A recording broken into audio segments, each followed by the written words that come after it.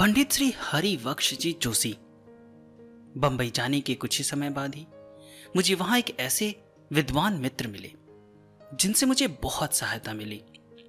वे हैं पंडित हरिवक्ष जी, यानी हरिबख्श जी जोशी।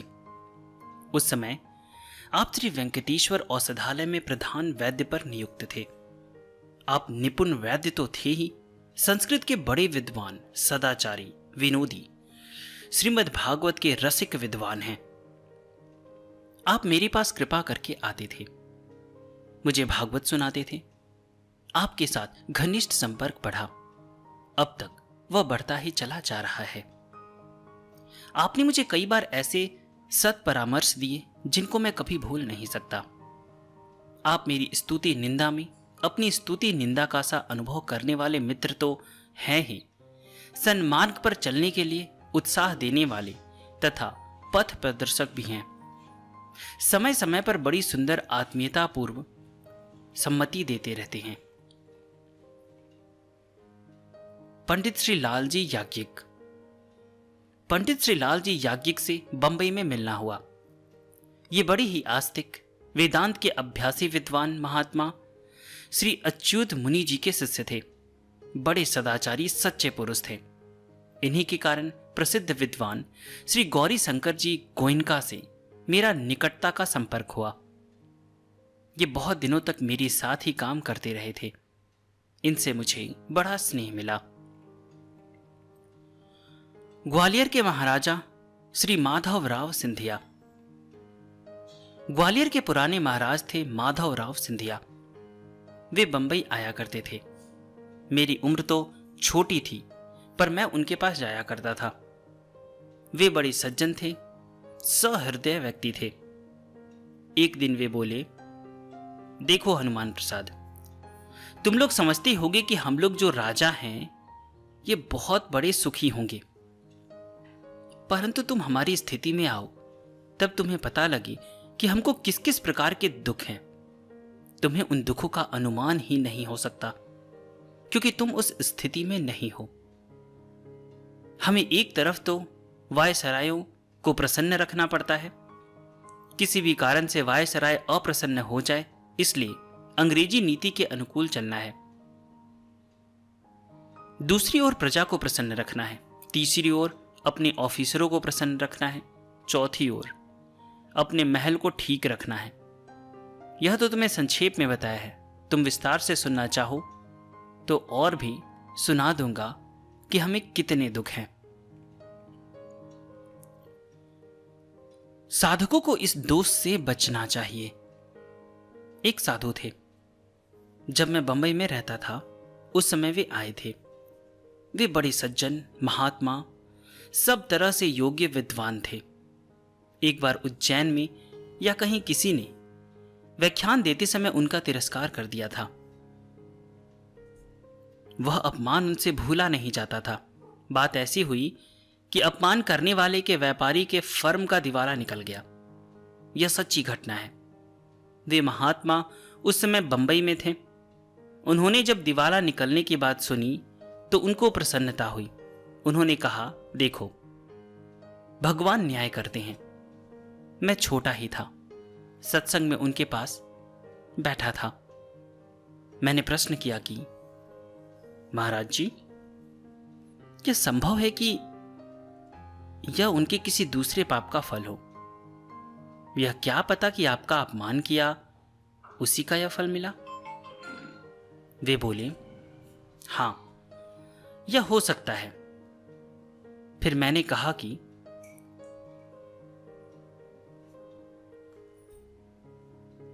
आपने इस बात को जो यूं कहा कि हमारी निंदा की थी उसका यह फल मिला, तो आप चाहते थे कि उनको फल मिले? वे बड़े साधु, सरल हृदय के थे। बोले, भाई यह तो तुमने ठीक कहा, यह दोष तो था। मेरे मन को उसकी हानि की बात सुनकर प्रसन्नता हुई। साधकों को इससे बचना चाहिए। पारसी प्रेत से साक्षात मिलन एवं अन्य लोगों को संबंध में जानकारी। मैं उस समय बंबई में था। साधना प्रारंभ होने पर उसमें तीव्रता आने लगी थी। मैं प्रतिदिन सायंकाल भोजन करने के पश्चात चौपाटी में समुद्र के किनारे चला जाता था। बहुत सी बेंचें पड़ी रहती थी। वहां बैठकर नाम जप एवं भगवत चिंतन करता था। एकांत रहता था, कुछ अंधेरा सा रहता था। एक दिन मैं बेंच पर बैठा नाम जप कर रहा था। अचानक मेरी बेंच के ठीक सामने मेरे पैरों की तरफ एक पारसी सज्जन खड़े दिखाई दिए। पारसियों के पुरोहित जो विशेष प्रकार की पोशाक पहनते हैं, वैसी पोशाक पहने हुए थे। बहुत देर तक मैं नाम जप करता रहा, वे खड़े रहे। फिर सभ्यतावश मैंने कहा, साहिब जी आप बैठ जाइए, खड़े खड़े आपको बहुत देर हो गई। वे बोले, आप डरिएगा नहीं, मैं प्रेत हूं। यह सुनते ही मैं भयभीत हो गया, मुझे पसीना आ गया। उन्होंने फिर कहा, आप डरिए नहीं, मैं आपका अनिष्ट नहीं करूंगा, मैं आपसे सहायता चाहता हूं, आपका मंगल होगा। यह सुनकर मैं कुछ आश्वस्त हुआ। उन्होंने कहा, यदि आप पहले मुझसे बात नहीं करते तो मैं बोल नहीं पाता। मुझ में ऐसी ताकत नहीं है कि यहां के लोगों से मैं पहले बोल सकूं, इसलिए मैं प्रतीक्षा करता रहा कि आप बोले। प्रेत लोक में अनेक स्तर हैं। प्रेतों की विभिन्न शक्तियां हैं। मैं सब जगह जा सकता हूं, हर एक को दिखाई दे सकता हूं, पर मुझसे कोई पहले नहीं बोले तो मैं बोल नहीं सकता। प्रेत लोक में मेरी स्थिति अच्छी नहीं है। आप कृपा करके किसी को भेजकर गया में मेरे लिए पिंड दान करवा दे तो मेरी सदगति हो जाएगी। मैंने उनसे कहा, आप पारसी हैं, आप लोग श्राद्ध पर विश्वास नहीं करते, फिर श्राद्ध करने की बात कैसे कहते हैं? उन्होंने उत्तर दिया, सत्य यदि सत्य है तो जाति सापेक्ष नहीं है। जीव में जाति का भेद नहीं होता। उन्होंने अपने बंबई के निवास स्थान का नाम पता बताया। इसके पश्चात वे अंतर्धान हो गए। दूसरे दिन उनकी कथनानुसार मैंने उनका पता लगाया। वे बंबई के बांद्रा नामक अंचल में रहते थे। 6 महीने पहले उनकी मृत्यु हुई थी। उनके नाम पता आदि सब मिल गया। वे पारसी होने पर भी गीता पाठ किया करते थे। सब बातों का ठीक ठीक पता लग जाने पर मैंने अपने पास रहने वाले हरिराम ब्राह्मण को गया भेजकर उनका श्राद्ध एवं पिंडदान करवाया। जिस दिन गया में उनके लिए पिंडदान हुआ, उसी दिन चौपाटी में ही मुझे उनके फिर दर्शन हुए। उन्होंने कहा, मैं आपके प्रति कृतज्ञता प्रकट करने आया हूं। आपने मेरा काम कर दिया। अब मैं प्रेत लोक से उच्च लोक में जा रहा हूं। उनकी बात सुनकर मुझे बड़ा संतोष हुआ। मैंने प्रेत से प्रेत लोक की स्थिति, वहां के जीवन, कर्मों के फल आदि के बारे में बहुत सी बातें पूछी। उन्होंने सब बातों का सविस्तार उत्तर दिया। उन्होंने बताया, किसी के प्रति बैर लेकर मरने वाले की बहुत दुर्गति होती है। उसे नरकों में बड़ा कष्ट होता है। सब नरक सत्य है। नाना प्रकार के पाप करने वालों की बहुत दुर्गति होती है। प्रेत लोक में बहुत से सद्भावना युक्त प्रेत है, बहुत से दुर्भावना युक्त। वृत्ति के अनुसार उनके स्वभाव एवं कर्म होते हैं। इस जीवन के संबंध उनको स्मरण रहते हैं और उसी प्रकार का बर्ताव यहां के व्यक्तियों के प्रति करने की चेष्टा करते हैं। अच्छे प्रेतों को कुछ दिन वहां रखकर पितृलोक में भेज दिया जाता है। वहां भी पहले के अभ्यास के अनुसार भजन की प्रवृत्ति होती है। प्रेत लोक के प्राणियों के लिए अन्न, जल, वस्त्र आदि का दान उनके नाम पर घर वालों को सदा करते रहना चाहिए। प्रेतों को सदगति प्राप्त कराने के लिए गया श्राद्ध, पिंडदान, गायत्री जप, भागवत पारायण, विष्णु सहस्त्र नाम पाठ और अपने अपने धर्मानुसार भगवान की प्रार्थना करने से उन्हें बहुत लाभ होता है।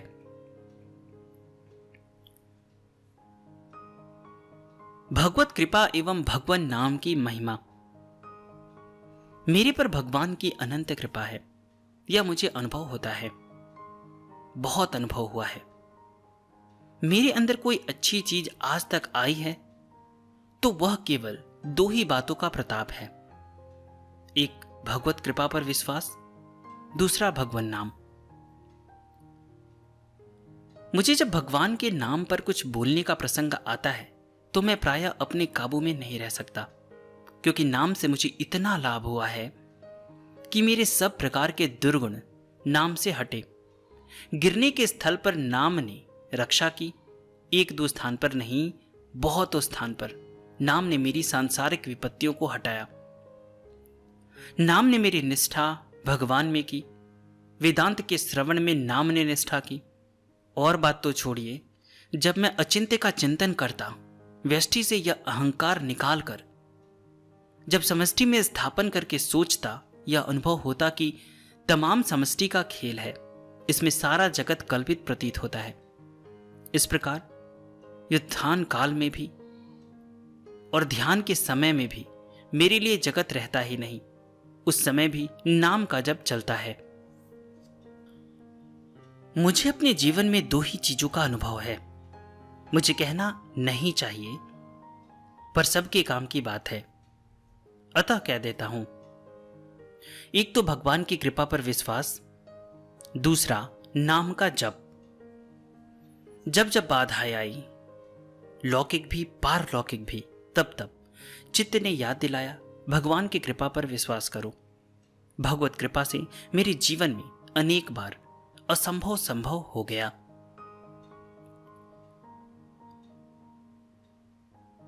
भागवत कृपा की अनुभूतियां। भाई जी को अपने जीवन काल में अनेकों बार भगवत कृपा की अनुभूतियां हुई।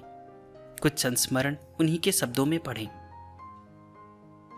पहला, सन 1919 ईस्वी की बात है। मैं बंबई में रहता था।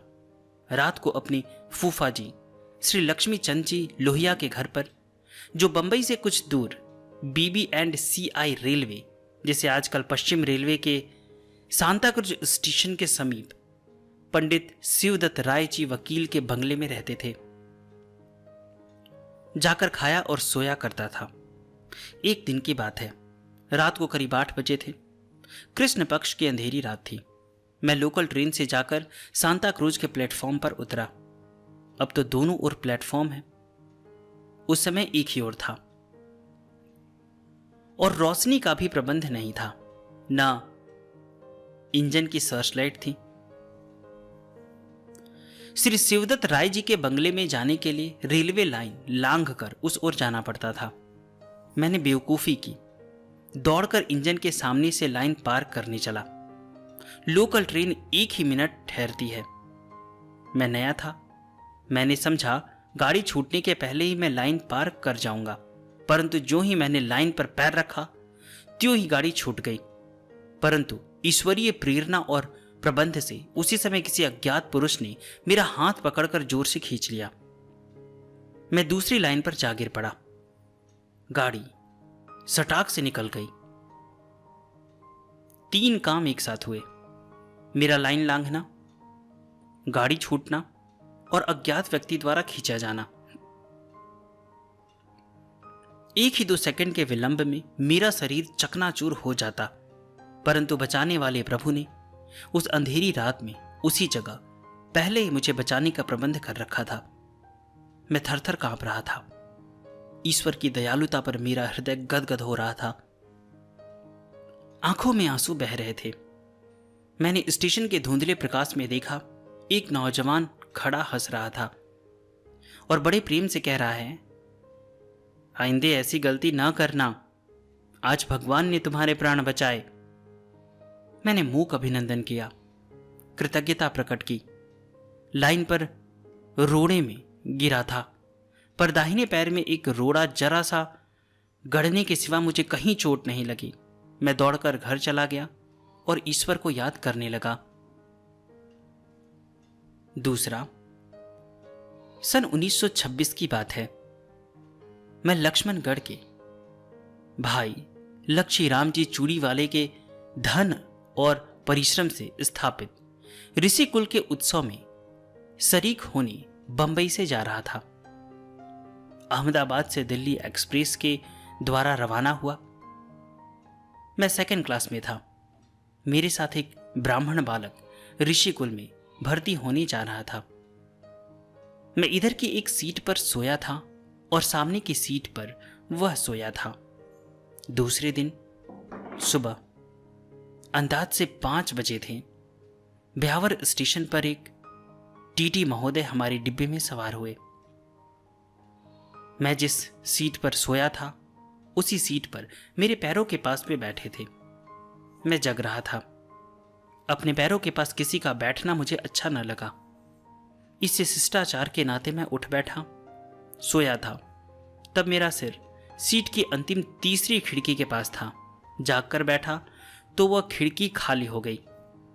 मैं बीच की खिड़की के पास बैठ गया और टीटी महोदय इधर की तीसरी खिड़की के पास बैठे थे। तीनों खिड़कियां बंद थी। मैं टीटी महोदय के साथ बातें कर रहा था। इतने में ही पीछे से बड़े जोर की आवाज हुई और दूसरी सीट पर सोए हुए ब्राह्मण बालक ने एक चीख मारी। हम लोग भौचक्के रह गए।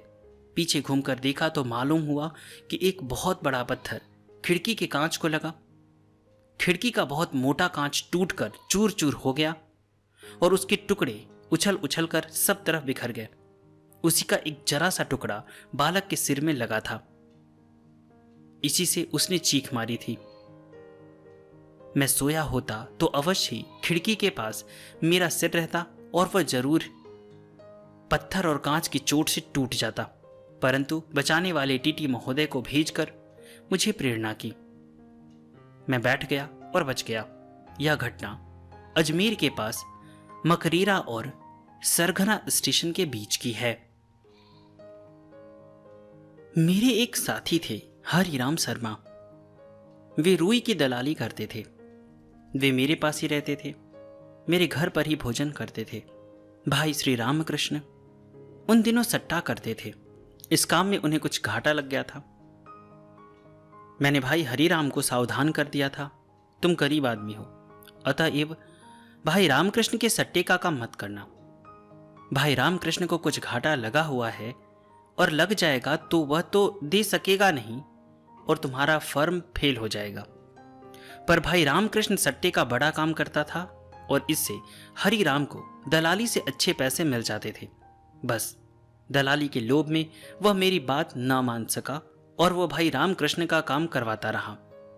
जब नफा होता रहा तब तक हरिराम को दलाली मिलती रही, परंतु विधाता का विधान कुछ और था।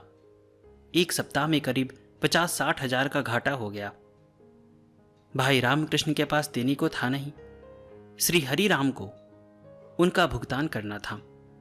वह मेरे पास आया और बोला, श्री रामकृष्ण जी का इस प्रकार काम करवा दिया था, उसमें इतने रुपए घाटे के लग गए हैं, अब क्या करें। मैंने कहा, भाई तुमने क्यों करवाया? मैंने तो तुम्हें पहले ही सावधान कर दिया था, परंतु तुमने माना ही नहीं। अब तो वो बहुत कातर हो गया और पूछने लगा, अब क्या करे? मेरे मुंह से निकला, भगवान के सामने रो, और क्या करोगे? बस उसने बात पकड़ ली। वह गद्दी के समीप वाले कमरे में जाकर बैठ गया और उसने क्या प्रार्थना की, क्या रोया, क्या कहा, मुझे कुछ पता नहीं। उसके थोड़ी देर बाद ही ताराचंद घनश्याम दास फर्म के बाल किशनलाल पोद्दार का फोन आया कि यदि आप अपोलो बंदर की ओर घूमने चले तो मैं मोटर लेकर आ जाऊं। मैंने कहा, आ जाइए। अब जिस भाग का नाम मैरिन ड्राइव है वह पहले अपोलो बंदर कहलाता था। वे मोटर लेकर आ गए और मैं उनके साथ घूमने चला गया। श्री हरिराम की बात मैं भूल गया। घूमकर हम लोग रात्रि में करीब 8 बजे लौटे। मुझे छोड़ने के लिए वे घर तक आए। जब हमारी मोटर घर के सामने रुकी तो अचानक बाल किशन लाल जी को हरिराम की याद आई। वे बोले, भाई जी आपका हरिराम आजकल कहाँ है? मैंने कहा, वह तो रो रहा है। उन्होंने पूछा, रो क्यों रहा है? मैंने कहा, भाई रामकृष्ण का उन्होंने सौदा करवा दिया था, उसमें घाटा लग गया। भाई रामकृष्ण के पास पैसा देने को है नहीं। हरि राम का काम फेल हो गया, इसलिए वह रो रहा है।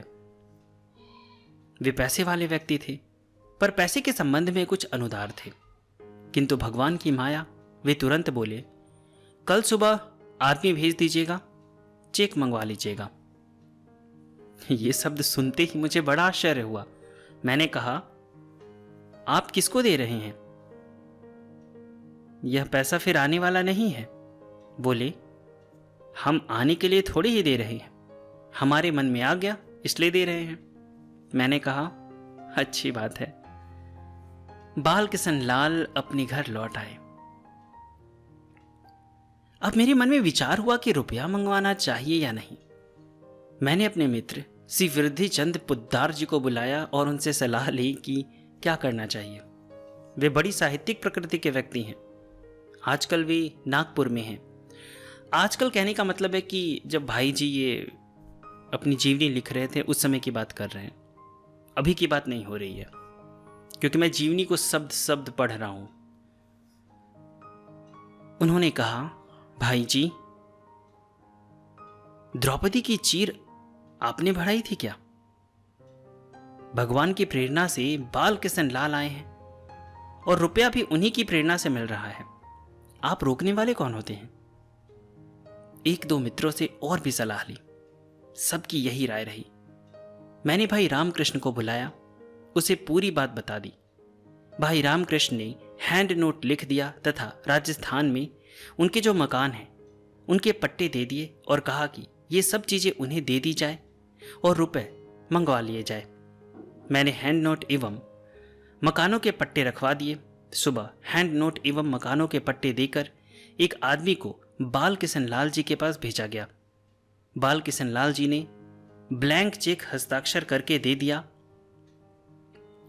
और कहलाया, जितने रुपए चाहिए उतने चेक में नोट कर दिए जाए। इस समय बैंक में हमारे खाते में 2 लाख रुपए हैं। उन्होंने हैंड नोट एवं मकानों के पट्टे लौटा दिए और कहलाया, हम पट्टे तथा हैंड नोट रखकर रुपया नहीं दे रहे हैं। मैं तो भगवान की लीला देखकर मुग्ध हो रहा था। बैंक से रुपए आ गए और हरिराम का भुगतान हो गया। इसके बाद भगवान की कृपा से 2-3 महीने में भाई रामकृष्ण ने रुपए कमा लिए और बाल किशन लाल को रुपए ब्याज सहित लौटा दिए गए। यह भगवत कृपा का चमत्कार हुआ। यह हरि राम की प्रार्थना का फल था। चौथा, लगभग 45 साल पहले की बात है। मैं उस समय बंबई में व्यापार करता था। यद्यपि व्यापार में मुझे सफलता कम ही मिली थी, पर बड़े बड़े व्यापारियों के तथा समाज के सुप्रतिष्ठित पुरुषों के मन में मेरे प्रति बहुत श्रद्धा, प्रेम तथा आदर का भाव था। मेरी बात का बहुत बड़ा विश्वास था सभी लोगों के हृदयों में। मेरे एक परिचित मित्र सज्जन थे। वे एक बड़े फर्म में प्रधान व्यवस्थापक थे, पर वे अपना सट्टे का काम भी करते थे, बड़े पैमाने पर। लोग जानते भी थे, परंतु उनकी ईमानदारी में भी लोगों को विश्वास था। एक बार उनको बहुत घाटा लगा। भुगतान की और व्यवस्था तो हो गई, पर लगभग 60,000 रुपए की कमी पड़ रही थी। ये जिस फर्म में काम करते थे उसके मालिक इनके सट्टे के व्यापार से जानकार तो थे, परंतु उनको विश्वास था कि ये ऐसा काम कभी नहीं करेंगे कि जिससे इज्जत में कोई बाधा आए। पर यह नियम कर रखा था कि फर्म में से ये अपने नाम लिखकर व्यापार के लिए 1 पैसा भी कभी नहीं उठाएंगे। यह बात भी प्रसिद्ध थी कि ये लाखों रुपए कमा चुके हैं, पर इधर कई दिनों से उनको घाटा लग रहा था। इससे पास की पूंजी समाप्त हो गई थी। सट्टेबाज लोग प्रायः घाटा भरने के लिए दूना चौगुना काम किया करते हैं। यद्यपि यह कमजोरी है, मेरी इन मित्रों में यह कमजोरी भी नहीं थी। इससे ये घाटा दिखते ही सौदा काट देते थे। परंतु होनहार की बात इधर इनको उल्टी सलाह मिलती रही, घाटे में सौदे खड़े रहे और बढ़ते रहे। इसी से इनकी पूंजी समाप्त हो गई और इस समय 60,000 रुपये के लिए इनका भुगतान अटकने की संभावना हो गई। ये घबराए। असली हालत ये किसी को ना बतलाना चाहते थे। न बतलाने में लाभ ही था। मुझसे भी ये कम ही बताते थे, पर कभी बता देते थे। और यद्यपि मेरे पास पैसे नहीं थे, पर काम अटकने पर कभी कभी मेरे द्वारा इनका काम निकल भी जाता था। पर इन दिनों मैं बाहर गया हुआ था। इनको जब कोई रास्ता नहीं दिखाई दिया, तब इन्होंने दुस्साहस करके मेरे नाम लिखवा कर 60,000 अपने फर्म से लेकर अपना भुगतान कर दिया।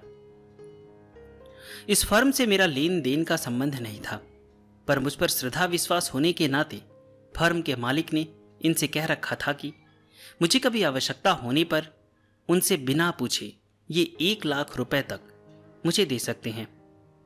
इसी का इन्होंने लाभ उठाया। इनका भुगतान हो गया। इसके 15-20 दिन बाद फर्म के मालिक ने खाते में मेरे नाम 60,000 रुपए देखे तो उन्होंने पूछा। तब इन्होंने कह दिया कि उनको आवश्यकता थी, इसलिए रुपए दे दिए गए थे। आपकी अनुमति ही थी। मैं उस दिन तक बाहर से नहीं लौटा था। इधर लोगों की कानाफूसी के जरिए यह बात कुछ कुछ फैल गई थी कि मेरे इन मित्रों को इधर बड़ा घाटा लगा है। इससे इनके फर्म के मालिक के मन में कुछ संदेह पैदा हो गया कि शायद रुपए मैंने नहीं लिए हैं। उनके व्यवस्थापक जी ने ही मेरे नाम लिखकर ले लिए हैं। इन्होंने फिर पूछा तो उन्होंने कहा कि रुपए उन्होंने ही लिए हैं। उनके हाथ की रसीद मेरे पास है, घर पर रखी है, मैं कल ला दूंगा। मैं उसी रात को आने वाला था, यह मेरे इन मित्रों को मालूम था। अतएव रात्रि को जब मैं लौटकर आया, तभी ये मेरे पास आए और सारी बात सुनाकर कहे कि मैंने यद्यपि आपके विश्वास तथा प्रेम का दुरुपयोग किया है, बड़ा पाप किया है, पर मजबूर होकर मुझे ऐसा करना पड़ा। अब तो आप 60,000 रुपये की प्राप्ति की रसीद लिख दे, तभी मेरी इज्जत बच सकती है। मैंने सारी बातें शांतिपूर्वक सुनी। मैंने सोचा होना था सो हो गया। मैंने मन ही मन भगवान से प्रार्थना की, वे सद्बुद्धि दे। तत्काल मेरे हृदय में स्फुरना हुई, रसीद लिख देनी चाहिए। मैंने उनकी बताई हुई तारीख डालकर अपने हाथ से रसीद लिख दी और उस पर टिकट लगाकर हस्ताक्षर करके उनको दे दी। साथ ही उनके कथनानुसार फर्म के मालिक के नाम एक पत्र लिख दिया कि मैंने आपके व्यवस्थापक महोदय से कहकर उस दिन 60,000 रुपये मंगवाए थे। 5-7 दिन के लिए आवश्यकता थी। मुझे उसी दिन बाहर जाना था, इसलिए मैं आपसे बात नहीं कर सका। रसीद उन्हें दे दी थी, पर अब एक अनुरोध है। बड़े संकोच के साथ लिख रहा हूं। मुझे एक बड़ी अड़चन आ गई, इसलिए मैं 6 महीने बाद रुपए लौटा सकूंगा। आशा है आप इसे स्वीकार करेंगे। पत्र उन्हें दे दिया गया। शाम को ही मेरे पास फर्म के मालिक महोदय का फोन आया कि आप इतना संकोच क्यों करते हैं, आपके रुपए तो मेरे घर में ही पड़े हैं, सुरक्षित हैं। जब सुविधा हो भिजवा दीजिएगा। मैंने स्वयं मिलकर आपसे इसलिए बात नहीं की कि कहीं आपको संकोच ना हो। आपको आवश्यकता हो तो और रुपए भिजवा दूं। मैं तो उनकी बात सुनकर दंग रह गया। मैंने किस काम के लिए रुपए मंगाए यह भी नहीं पूछा, वरन और देने को तैयार। ऐसे मानव ही तो देवता हैं। मैंने पत्र इसलिए लिखा भी था कि वे रुपयों के लिए तगादा ना करें। मेरे इन मित्र ने कहा था कि 6 महीने में मैं कहीं व्यवस्था कर सकूंगा। मैंने इनसे यही कहा था कि मेरे पास रुपए होते तो मैं इसी समय दे देता। आपके पास जब आते तब आप लौटा देते, पर मेरे पास नहीं है, इसलिए मैं पत्र लिख रहा हूं। इनको बड़ा संकोच हो रहा था कि इनके कारण मुझको मिथ्या रसीद देनी पड़ी तथा रुपयों के लिए पत्र लिखना पड़ रहा है, पर ये भी निरुपाय थे। मेरे कथनानुसार इन्होंने गजेंद्र स्तवन भागवत अष्टम स्कंद 3 अध्याय का पाठ आरंभ कर दिया। मैं भी चेष्टा करता रहा। भगवान की कृपा से 4 ही महीने में कुछ उन्होंने व्यवस्था की। कुछ मैंने इनके मालिक के रुपए ब्याज समेत लौटा दिए गए। भगवान ने लाज तथा इज्जत रखी।